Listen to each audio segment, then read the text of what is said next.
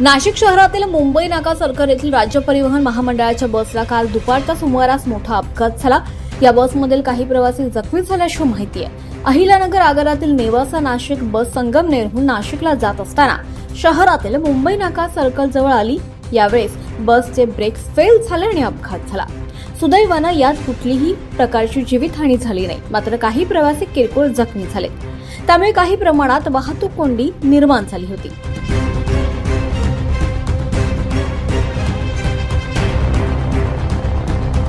मात्र या अपघातानंतर बस तात्काळ महामार्ग बस स्थानकात हलवण्यात आली। मात्र या प्रकरणामुळे पुन्हा एकदा प्रवाशांच्या सुरक्षेचा प्रश्न ऐरणीवर आलाय।